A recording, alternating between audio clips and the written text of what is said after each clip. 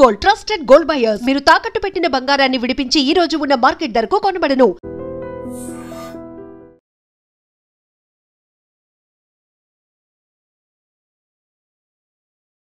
నమస్తే, welcome to iDream talking point with కవిత.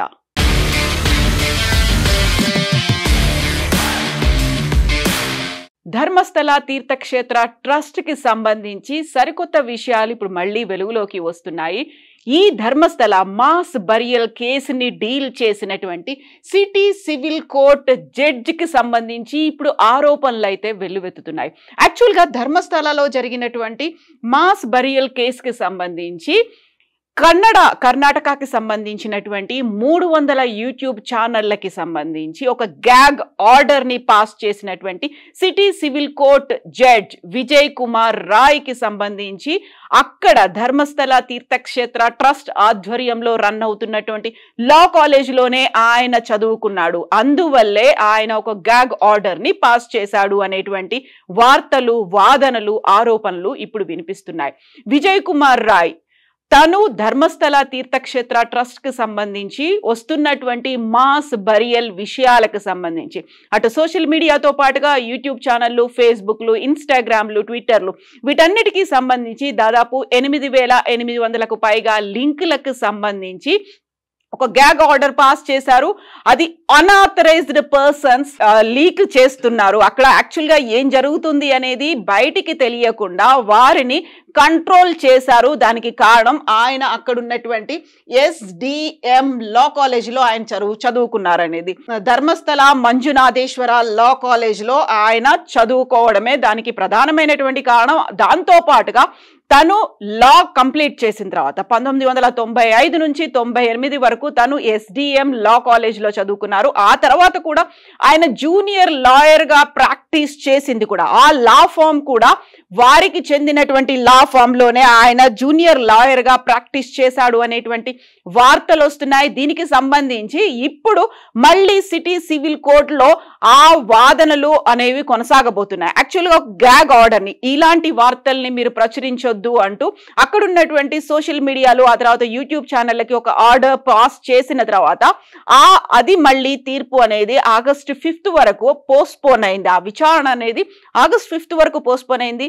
ఆలోపు దానిని వార్తల్ని ప్రసారం చేయొద్దు అని చెప్పినప్పటికీ అక్కడ ఉన్నటువంటి విజిల్ బ్లోయర్స్, సోషల్ యాక్టివిస్టులు, అక్కడ ఉన్నటువంటి యూట్యూబ్ ఛానళ్లతో పాటుగా మరికొంతమంది అక్కడ సోషల్ యాక్టివిస్టులు కలిసి కర్ణాటక హైకోర్టుని అప్రోచ్ అయ్యారు. దాంతో కర్ణాటక హైకోర్టు ఆ గ్యాగ్ ఆర్డర్ని రద్దు చేసింది. అక్కడ ఉన్నటువంటి ఏం జరుగుతోంది అనేది తెలుసుకోవాల్సినటువంటి అవసరం ఉంది. At the same time public interest అనేది ఉంటుంది కాబట్టి భావ ప్రకటన స్వేచ్ఛని మనం అడ్డుకోలేము కాబట్టి ఆ గ్యాగ్ ఆర్డర్ని మేము రద్దు చేస్తున్నాము అంటూ కర్ణాటక హైకోర్టు తీర్పునిచ్చిన నేపథ్యంలోనే అప్పటిదాకా అందరూ అన్ని రకాల వార్తల్ని ప్రచురించినప్పటికీ కూడా ఐ డ్రీమ్ కూడా ధర్మస్థలకి సంబంధించి వార్తల్ని ప్రచురించలేదు. బట్ ఆగస్టులో 5th దాకా కాకుండా ఈ లోపుగానే పోయిన శుక్రవారం రోజే కర్ణాటక హైకోర్టు ధర్మస్థలలో ఏం జరుగుతుంది అని తెలుసుకునే అవసరం కావచ్చు, తెలుసుకోవాల్సినటువంటి పరిస్థితులు ఉన్నాయి కాబట్టి వాటిని ప్రచురించవచ్చు అని చెప్పిన తర్వాత మాత్రమే మనం ధర్మస్థలకి సంబంధించినటువంటి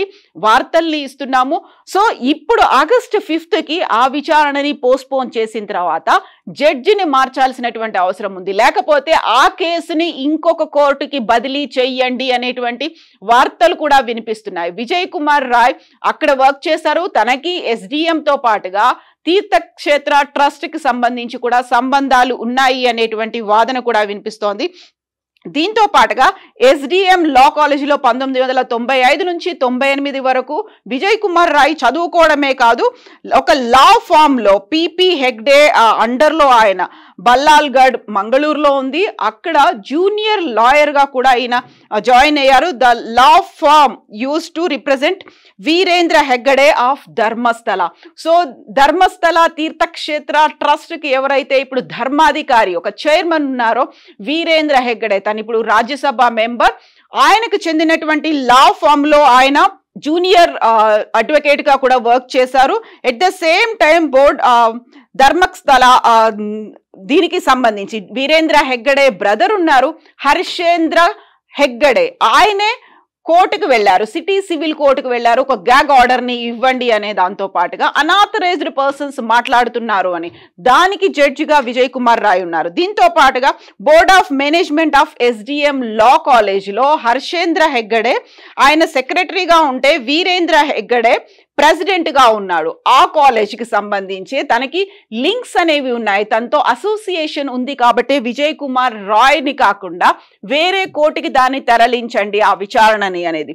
యాక్చువల్ గా ఒక judge in favour of Tirthakshetra trust లేకుంటే హర్షేంద్ర కుమార్ హెగ్గడేకి సంబంధించి అనుకూలంగా వ్యవహరించారు అనేటువంటి వాదన, ఒక మాట అనే దాంతో ఇప్పుడు గతంలోనే జరిగినటువంటి హత్యలు, మాస్ బరియల్స్, అత్యాచారాలు, అఘాయిత్యాలు వీటికి సంబంధించి ఒక పోలీస్ అండదండలు ఉన్నాయి, లేకుంటే అక్కడ రాజకీయ పలుకుబడి ఉంది, అక్కడ ఉన్నటువంటి అధికారులు, పంచాయతీ అధికారులు వీళ్ళందరూ కూడా కుమ్మక్కయ్యారు, మాస్ బరియల్స్ ని బయటికి రాకుండా చేశారు. దీంతో పాటుగా 2000 నుంచి 2015 మధ్య కాలంలో జరిగినటువంటి అన్ఐడెంటిఫైడ్ పర్సన్స్, అన్యాచురల్ గా జరిగినటువంటి డెత్స్ కి సంబంధించినటువంటి రికార్డ్ కూడా మిస్ అయిపోయింది, దాన్ని తగలబెట్టేశారు. ఆ 15 ఏళ్ల కాలంలో జరిగినటువంటి అన్యాచురల్ డెత్స్ రికార్డ్ అనేది ఇప్పుడు లేకుండా పోయింది. అంటే అటు పోలీసులతో పాటుగా ఇప్పుడు విజయ్ కుమార్ రాయ్ కి సంబంధించి ఆయన కూడా అనుకూలంగా వ్యవహరించాడు అనే వాదనతో ఇటు జడ్జిలు కూడా వాళ్ళకి తగ్గట్టుగానే వ్యవహరిస్తున్నారు అనేటువంటి వాదనలు, ఆరోపణలు కూడా వినిపిస్తున్నాయి. ఆ నేపథ్యంలో విజయ్ కుమార్ రాయ్ ని అక్కడి నుంచి తప్పించాలి, లేకపోతే ఆ సిటీ సివిల్ కోర్టుకి సంబంధించి ఇంకొక కోర్టు ముందు ఈ వ్యాజ్యాన్ని ప్రవేశపెట్టాల్సినటువంటి అవసరం ఉంది అనేటువంటి వార్తలైతే ఇప్పుడున్నాయి. దానికి సంబంధించి అడ్వకేట్లతో పాటుగా అక్కడే ఉన్నటువంటి కొంతమంది జర్నలిస్టులు కూడా ఇదే కన్సర్న్ ని వ్యక్తం చేశారు. విజయ్ కుమార్ రాయ్ తను జూనియర్ జడ్జిగా ఉన్నప్పుడు ఎక్కడైతే SDM లా ఫామ్ వాటికి సంబంధించినటువంటి హర్షేంద్ర కుమార్ కి సంబంధించినటువంటి లా ఫామ్ లో పనిచేసినప్పుడు 2004లో కూడా ఆయన ఇలా అనుకూలంగా వారికి తగ్గట్టుగా పక్షపాత పూరితంగా వ్యవహరించారు అనే దాంతో పాటుగా 2013లో కూడా ఇంకొక కేసుకి సంబంధించి విజయ్ కుమార్ రాయ్ వ్యవహారం అలాగే ఉంది అనేటువంటి వార్తలు, దానికి సంబంధించినటువంటి కేసు డీటెయిల్స్ ను కూడా ఈ జర్నలిస్టులు హైకోర్టుకి వివరించారు. ఇప్పుడు అదే వార్తలు, అదే ఆధారాలతో విజయ్ కుమార్ రాయ్ కాకుండా ఇంకొక జడ్జికి ఈ కేసుని కేటాయించండి అనేటువంటి మాటలు కూడా వినిపిస్తున్నాయి. సో ధర్మస్థల తీర్థక్షేత్ర ట్రస్ట్ ఆధ్వర్యంలో రన్ అవుతున్నటువంటి కాలేజే కాదు, అదే లా ఫామ్ లో ఆయన జూనియర్ అడ్వకేట్ గా చేయడం, ఇప్పుడు సిటీ సివిల్ కోర్టుకు సంబంధించి ఆయన జడ్జిగా ఉండడంతో పాటుగా అనుకూలంగా వ్యవహరించడం, ఈ వాదనలన్నిటికీ తోడు అక్కడ జరుగుతున్నటువంటి వ్యవహారాలు వీటన్నిటికీ సంబంధించి సమగ్రమైనటువంటి విచారణ జరపాలి. సిట్కి అయితే ఇప్పుడు 13 ప్లేసుల్లో ఆధారాలు, బలమైనటువంటి ఆధారాలు లభించలేదు, అక్కడ అవశేషాలు కూడా లభించలేదు. దొరికినటువంటి ఒకే ఒక అవశేషం 6వ ప్రాంతంలో దొరికినప్పటికీ తల లేకుండా దొరికింది, అది కూడా ఒక మేల్ డెడ్ బాడీ అనేది ఐడెంటిఫై చేసిన తర్వాత మిగతా మిగిలిపోయినటువంటి ప్రాంతాలు, ఈ 13 ప్రాంతాల్లో కాకుండా అక్కడ కూడా ఏమీ దొరకకపోతే దాన్ని కంప్లీట్ గా క్లోజ్ చేస్తారా? నెక్స్ట్ కర్ణాటక సీఎం సిద్ధరామయ్య తీసుకోబోయేటువంటి స్టెప్ ఎలా ఉంటుంది? మళ్ళీ సరికొత్తగా GPR ని పెట్టుకొని ఇతర లొకేషన్స్ ని ఐడెంటిఫై చేసి అటు నేత్రావతి నదితో పాటుగా ఉజిరే, ధర్మస్థల ప్రాంతాలు, at the same time western Ghats లో కూడా ఇలా మళ్ళొకసారి తవ్వకాలు చేపడతారా? వీటన్నిటికి సంబంధించి సమగ్రమైన విచారణ జరపాలి. At the same time Vijay Kumar Rai తో పాటుగా ఎవరైతే అక్కడ అన్యాచురల్ డెత్స్ రికార్డ్స్ కి సంబంధించినటువంటి ఆ రిజిస్టర్ ని తగలబెట్టారో ఆ పోలీస్ ఆఫీసర్ ఎవరు అనేది కూడా ఐడెంటిఫై చేయాల్సినటువంటి అవసరం ఉంది. 2000 నుంచి 2015 మధ్య కాలంలో, అంటే 15 సంవత్సరాల పాటు, అది కూడా 10 ఏళ్ల క్రితం. ఇప్పుడు మనం 2025లో ఉన్నాం కాబట్టి అప్పుడు ఆ పోలీస్ అధికారి ఎవరు తగలబెట్టారు, వాటిని ఆన్లైన్ లో డేటాలో ఎక్కించకుండా ఎందుకు తగలబెట్టారు, దాని వెనకాల ఎవరున్నారు, వీటికి సంబంధించినటువంటి విచారణ కూడా జరపాల్సినటువంటి అవసరం ఉంది. ఒక సమగ్రమైనటువంటి ఇన్ డెప్త్ విచారణ జరగాల్సినటువంటి అవసరం అయితే ఉంది. బట్ అక్కడ ఉన్నటువంటి అధికారులు కావచ్చు, పోలీసులు కావచ్చు, న్యాయ వ్యవస్థ, వీటన్నిటి మీద బోల్డని క్వశ్చన్ మార్క్స్ అయితే కనిపిస్తున్నాయి. చాలా వరకు అనుమానాలు వ్యక్తం అవుతున్నాయి. ముందు నుంచి 1979లో వేదవల్లి అనేటువంటి ఒక మహిళ అదృశ్యమైపోయి ఆ తర్వాత డెడ్ బాడీగా కనిపించిన తర్వాత అప్పటి నుంచి టిల్ డేట్ ఇప్పటిదాకా ఏం జరిగింది, ఏం జరుగుతోంది, వీటన్నిటికీ సంబంధించినటువంటి వివరాలు రావాల్సినటువంటి, బయటికి రాబట్టాల్సినటువంటి అవసరం అయితే ఉంది.